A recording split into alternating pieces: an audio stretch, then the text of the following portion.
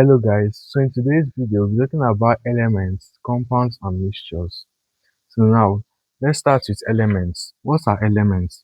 Elements are substances which can be split into simpler units by ordinary chemical process. So what this means is that elements can be broken down into smaller components. So we have 118 elements in the universe. Discovered, the ones that are discovered are 118. We still have more elements that are not discovered, but the ones that are known for now are 118. So some examples of elements are oxygen, argon, hydrogen, helium, sodium, potassium, and so on. Elements can be represented by symbols. So let me show you what I mean by this. Like we have oxygen. Oxygen is represented by O2. Hydrogen is represented by H2. Helium is He. Argon is Ar. So that's what I mean. So when we see these symbols like this, it means that these are elements. So elements are divided are classified into metals, non-metals, and metalloids. So we'll talk about metals, non-metals, and metalloids in another video. But in today's video, we're focusing more on these elements, compounds, and mixtures. So now we'll go to the next one, mixture. Mixture is a substance that consists of two or more elements. So that are chemically combined together. So when two or more elements are chemically combined together, we call them compounds. Compounds have symbols like elements. Compound is just like when you join two elements together, them is their symbols will also be joined together. So an example of compound is water. The symbol for water is H2O. So this is combination of hydrogen and oxygen. We also have sodium chloride, which is also salt, our common salt. The symbol is NaCl.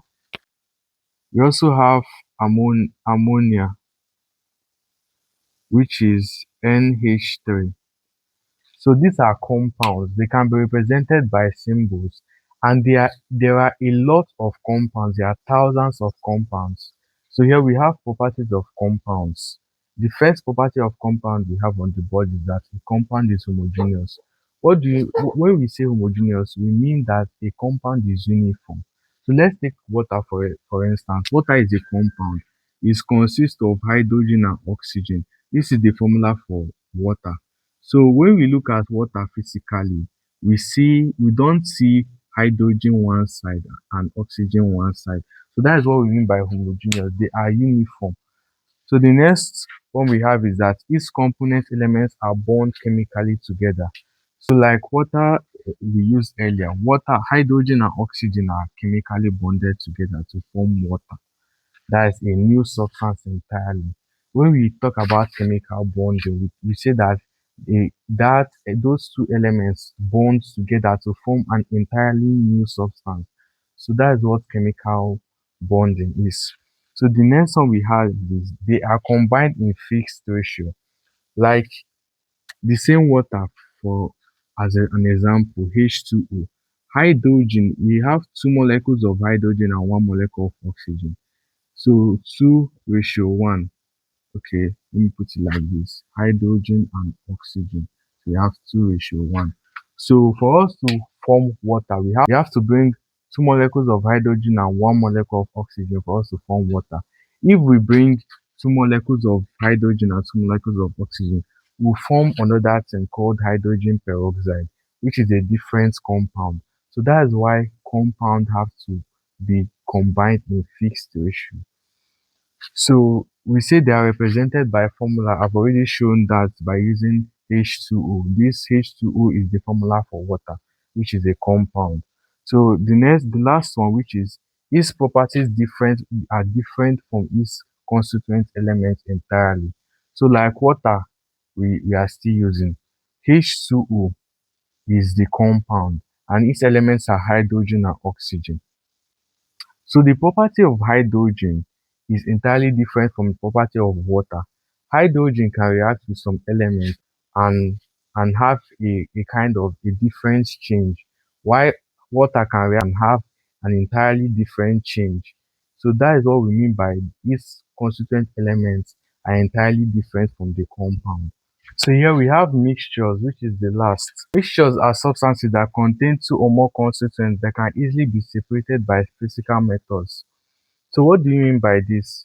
Mixtures. Okay, let me use this example like salt solution or sand mixed in water. That's sand solution. Sand solution is a mixture which can be separated by physical method. When we talk about physical method, we mean like our normal methods like filtration, decantation, chromatography, crystallization, and the rest of them. That's what I mean by physical methods. So we say its constituents are elements or compounds. So some examples of mixtures are milk, sugar solution, salt solution, sand solution, air, blood, and so on. So going to the properties of mixtures. The first property we have is that it may be homogeneous or heterogeneous. So I've explained homogeneous, what a homogeneous substance is. A substance that is uniform. Why a heterogeneous substance is a substance that is not uniform. So let me explain heterogeneous substance by using sand solution, for example. Sand solution is made up of sand and water. Sand solution is a mixture which is made up of sand and water. When we look at a sand solution, we can clearly see the sand and the water.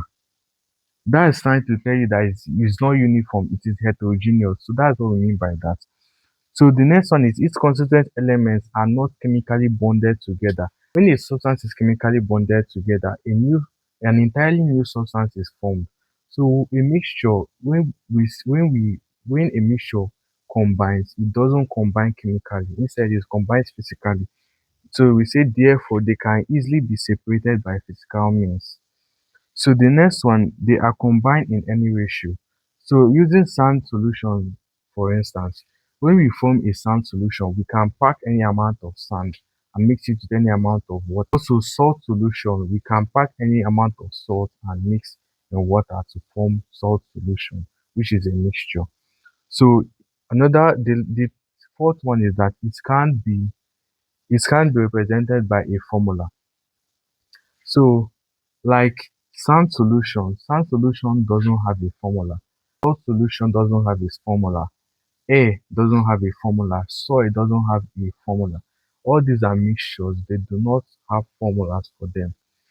So the last one, which is the properties of a mixture are the sum of the individual constituents.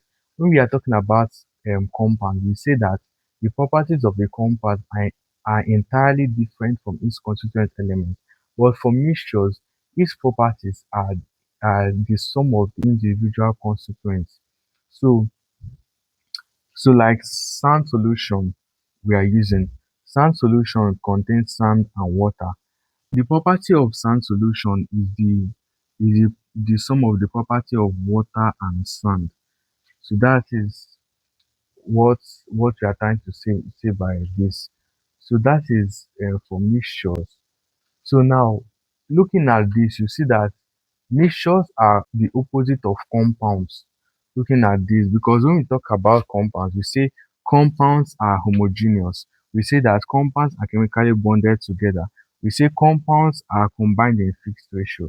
We say compounds are represented by a formula. And we say the properties of compounds are entirely different from its constituent elements. That's it for this topic: elements, mixtures, and compounds. Thank you for watching, and please don't forget to like, share, and subscribe. I'll see you in my next video.